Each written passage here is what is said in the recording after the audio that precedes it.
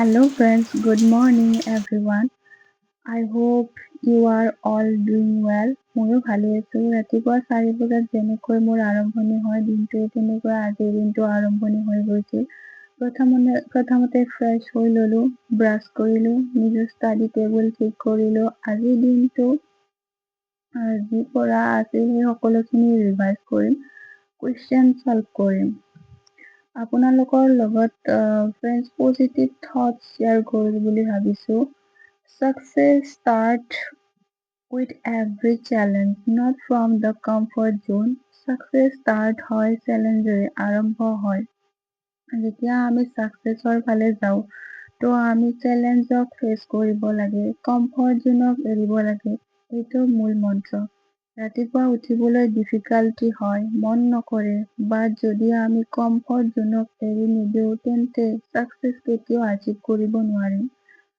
য'ৰ পৰা কমফৰ্ট জোন শেষ হয় তাৰ পৰাই ছাকচেছৰ ৰাস্তাও আৰম্ভ হয়। তো আপোনালোকৰো এইটো থট হয় যে কমফৰ্ট জোন এৰক আৰু ছাকচেছৰ ফালে মুভ কৰক। ছাকচেছত চেলেঞ্জ থাকিব, বাট পাম নিশ্চয়, এদিন নহ'লেও এদিন। দেন তাৰপিছত মই কাম কৰাত লাগি গ'লো। 6টা বাজিলে। ঘৰ সাৰিলো, মুচিলো, বাচন ধুলো, তাৰপিছত গা পা ধুই আহিলো। গা পা ধুই আহি ডাইৰেক্ট পাকঘৰত গ'লো। পাকঘৰত নাস্তা বনাবলৈ ধৰিলো। নাস্তা বনালো, সকলোখিনি কৰিলো।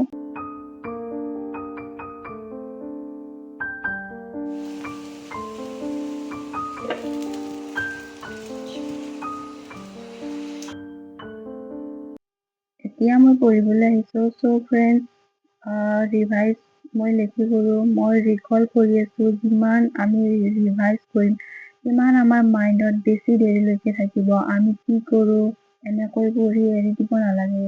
ৰিভিজন ইজ দ্য কি অফ ছাকচেছ। যদি আমি ৰিভিজন কৰি থাকিম তেতিয়াহে আমি ছাকচেছ আচিভ হ'ব।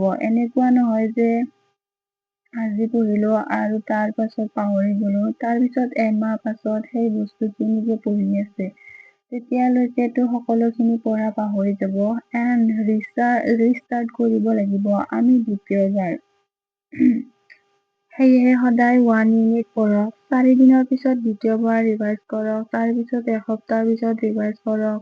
তাৰপিছত 10 দিন পিছত ৰিভাইজ কৰক। এনেকৈ যদি আপুনি ৰিভাইজ কৰি থাকে বাৰ বাৰ, তো আপোনাৰ বহুত বেছি হেল্প হ'ব এক্সামৰ সময়ত। এক্সামৰ টাইমত আপোনালোকে সেই বস্তুখিনি পাহৰি নাযাব।